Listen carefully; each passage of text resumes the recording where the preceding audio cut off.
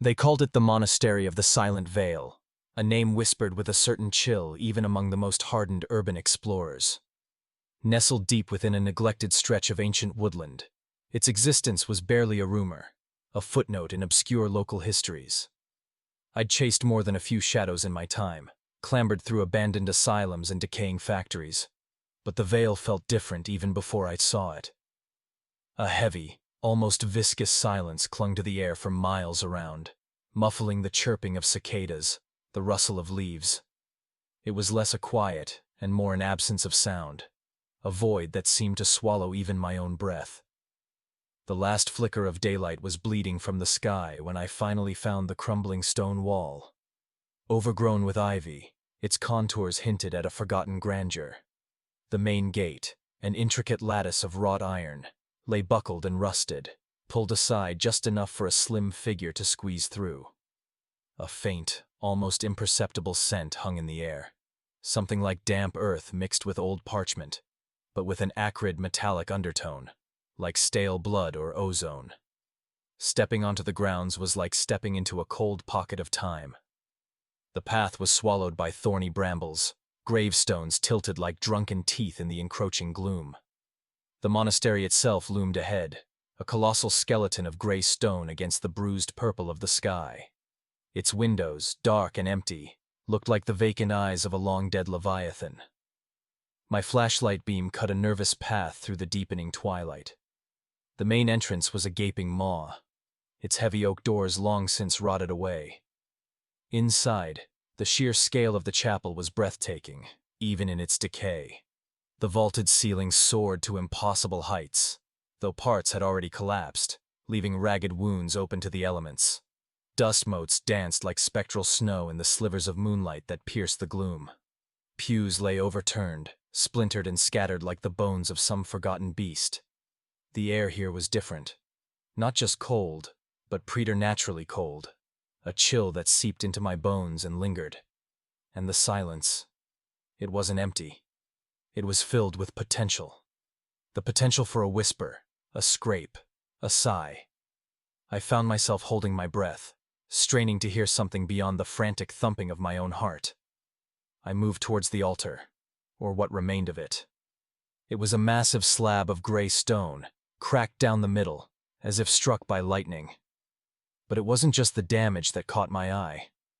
Etched into its surface, beneath layers of grime, were symbols, not the familiar crosses or doves, but crude, distorted figures that writhed like tormented souls.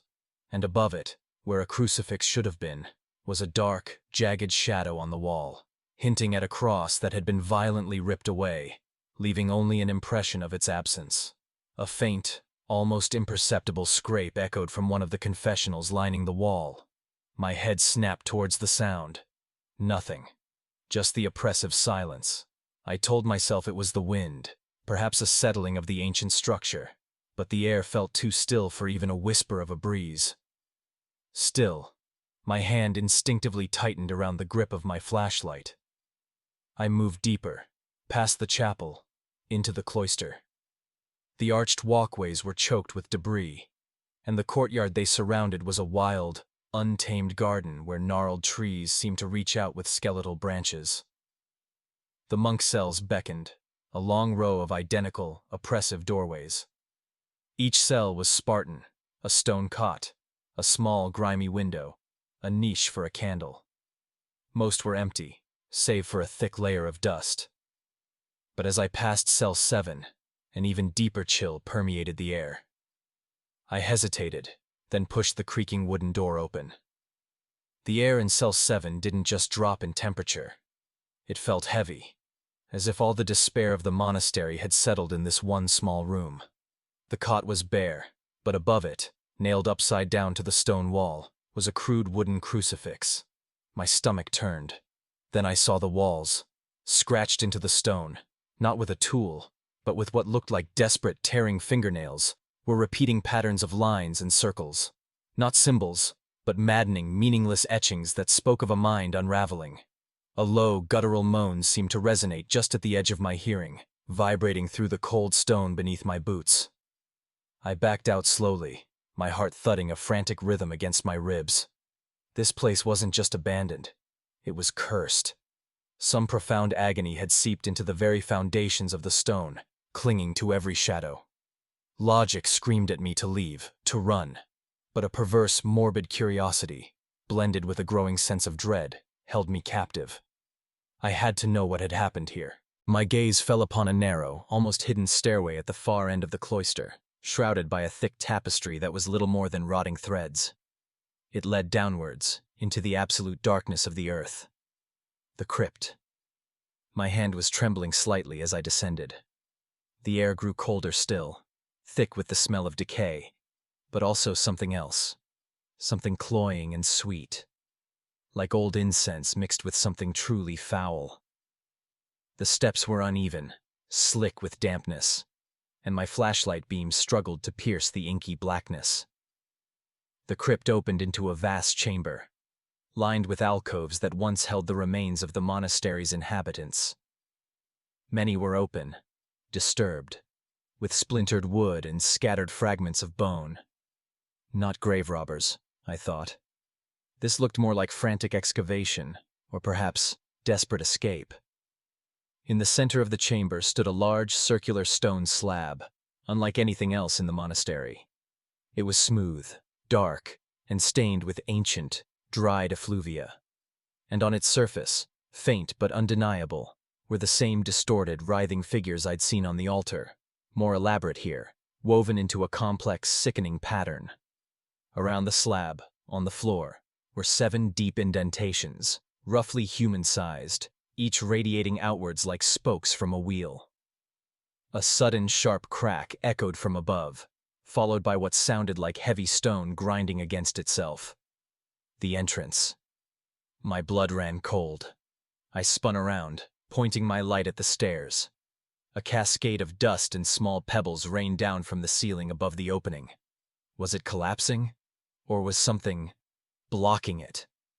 Then came the sound. It wasn't a moan or a whisper, but a chorus. A faint, low hum, rising and falling. A Gregorian chant, utterly devoid of solace.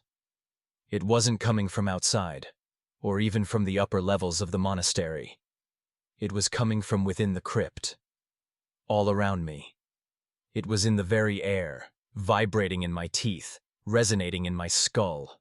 The chanting grew louder, more frantic, laced with an undertone of choked despair.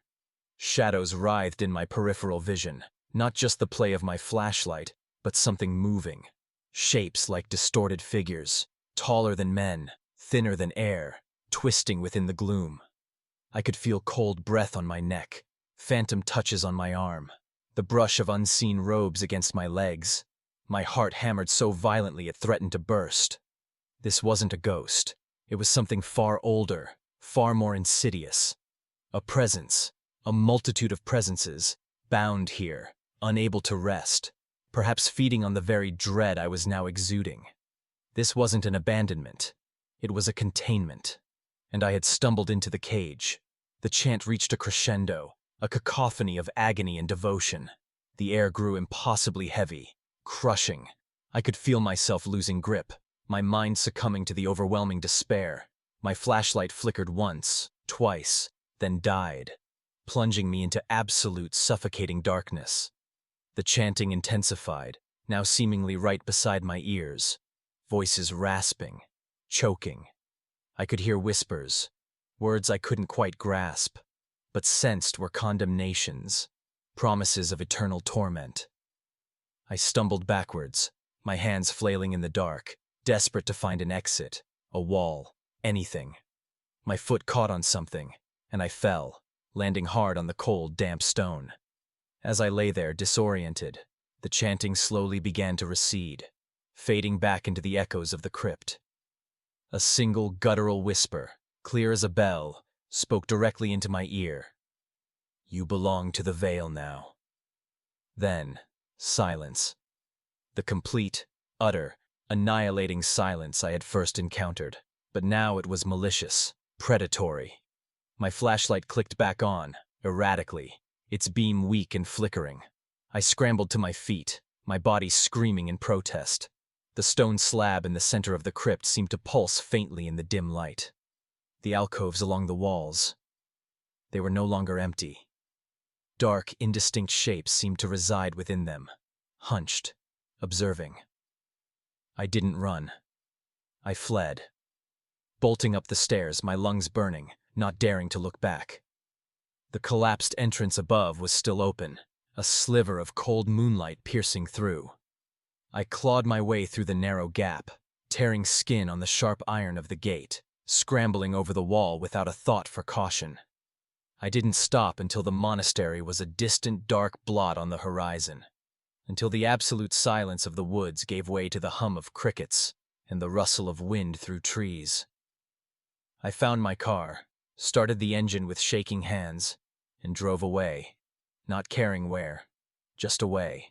But I never truly left the monastery of the Silent Vale. The chill follows me. The scent of old blood and ozone sometimes wafts into my home. And late at night, when the world is quiet, I can almost hear it. The low, mournful, desperate Gregorian chant, sung by voices that had nothing left to lose but their agony. I hear it, and I know I was never just an explorer. I was a witness and a vessel. And, they called it St. Jude's Rest, a monastery swallowed whole by the forest decades ago, a forgotten monument. For years I'd been drawn to places like this, the skeleton of forgotten grandeur, the whispers of history clinging to decaying stone. But St. Jude's was different. Even the grainy few photos online carried a tangible weight of dread. And that, of course, was the irresistible lure. The hike was brutal, the path long overgrown, branches like skeletal fingers clawing at my jacket. The late afternoon sun bled through the dense canopy, painting the forest floor in sickly, shifting patterns. When the abbey finally appeared through the trees, it was less a building and more an ancient, festering wound in the earth. Stone walls, once pristine, were blackened with mold, stained with what looked like weeping rust. Windows, long shattered, gaped like vacant eyes. A bell tower, leaning precariously, seemed to moan with the wind. My heart hammered, a mix of thrill and a primal, insistent warning. This wasn't just an abandoned building. It felt alive, sentient, and deeply unwell. I pulled out my trusty flashlight, its beam a reassuring solid thing in the encroaching gloom, and checked my phone. No signal. Of course. The main entrance, a heavy oak door, hung lopsided on a single groaning hinge. Pushing it inward was like disturbing a sleeping beast. The air inside hit me first. A cloying cocktail of damp earth, mildew, and something else. Something metallic, like old blood, and subtly, sickeningly sweet, like decaying flowers. The temperature plummeted, and goosebumps erupted across my arms. I stepped into the vast nave. Dust motes danced in the faint shafts of light filtering through the shattered remnants of a rose window high above. Overturned pews lay scattered like discarded toys, their wood splintered, hymn books reduced to pulpy, mold-eaten lumps on the floor. The silence was oppressive, broken only by the drip, drip, drip of water somewhere deep within the building, and the frantic thrumming of my own pulse. "Hello?" My voice was a pitiful whisper, swallowed instantly. It felt wrong to speak here, to shatter the profound, ancient quiet. My flashlight beam cut through the gloom, sweeping over peeling frescoes on the walls. Once they must have depicted pious saints and biblical scenes. Now they were a faded, nightmarish blur. In one, a figure, perhaps a martyr, seemed to be screaming, its painted eyes wide with horror, not beatitude. In another, a group of robed figures stood, but their faces were smudged or defaced, leaving only dark, featureless voids. I moved deeper, into the cloisters. Each step echoed unnaturally, the sound prolonged, as if bouncing off unseen walls, or perhaps, as if something else was echoing it back. The air here grew colder, heavier. A single withered rosary lay on the flagstones, its beads black with grime, the crucifix inverted. I stared at it, a knot of dread tightening in my stomach. Deliberate, not an accident. Then I heard it. A sound, barely perceptible at first, like a low, mournful sigh carried on a non-existent breeze. It was too faint to be the wind, too rhythmic to be the building settling. It was a breath, or many breaths, exhaled in unison. My light darted around, but there was nothing. Just shadows that seemed to deepen and shift at the edges of my vision. I pressed on, drawn by a morbid curiosity, against every screaming instinct. I found the cells where the monks would have slept. Each was identical. A stone slab for a bed, a small grimy window. But one cell was different. On the wall, beneath a crucifix that had been crudely scratched out, was a series of frantic, overlapping carvings, repeated crosses, but also strange, angular symbols I didn't recognize, and the repeated word, scrawled over and over in what looked like dried, reddish-brown pigment. Forgive us. My breath hitched. Forgive us for what? The sighing sound returned, stronger this time, closer. It seemed to emanate from the far end of the cloister, where a heavy, iron-bound door, unlike any other, stood ajar. A deep, abyssal blackness bled from its opening. This had to be the crypt, or worse. I hesitated, the fight-or-flight response urging me to turn, to run, to scramble back to the safety of the forest. But fascination, that cruel mistress, held me fast. With a trembling hand, I pushed the door open the rest of the way. A gust of impossibly cold air rushed out, carrying with it that sickeningly sweet smell, now overwhelming, like 100 bouquets laid on fresh graves. The space beyond plunged into utter darkness. I clicked my flashlight to its highest setting, its beam struggling to penetrate the oppressive void. Steps leading downwards. Stone steps, slick with an unseen moisture. I descended, slowly, carefully, each step amplifying the growing fear. The sighs had solidified into a low, guttural murmur, like a chorus of condemned souls whispering secrets. Then, the floor leveled out. I was in a vast, circular chamber. Tombs lined the walls, some collapsed, revealing skeletal remains within. In the center, a large stone altar-like slab, unlike anything I'd seen in a crypt. It was covered in more of those strange, angular symbols, and at its base, a pool of something viscous, dark, and still. My flashlight beam wavered, and then I saw them. Not full apparitions, not solid forms, but shapes. Hues of deeper darkness against the already profound blackness. Shifting, ethereal outlines of robed figures, standing around the central slab. They weren't moving, not truly, but they were there. And the murmuring, the sighing, it was coming from them. A cacophony of choked whispers, intertwining, forming words, though I couldn't discern them. My eyes fixated on one figure, closer than the others, at the very edge of my light. It seemed to be looking at me. Slowly, impossibly, its head tilted. And where its face should have been, there was only that deeper, consuming void. The air grew so cold it burned my lungs. My flashlight flickered once, twice, then dimmed dramatically. The whispers swelled, becoming clearer, sharper. Not words, but a single, prolonged, agonizing scream. A collective release of ancient torment. It wasn't a sound from the air, but from within my own skull, vibrating through my very bones. Panic seized me, raw and absolute. I scrambled backward, tripping over something unseen, my breath catching in my throat. My flashlight beam danced wildly, catching fleeting glimpses of those dark, robed presences, now seemingly closer. I felt it then, a brush against my arm, like a decaying shroud. I cried out, a pathetic, strangled sound. The sweet metallic smell intensified, suffocating me. I clawed my way back up the stairs, the echoing screams of the unseen choir pursuing me.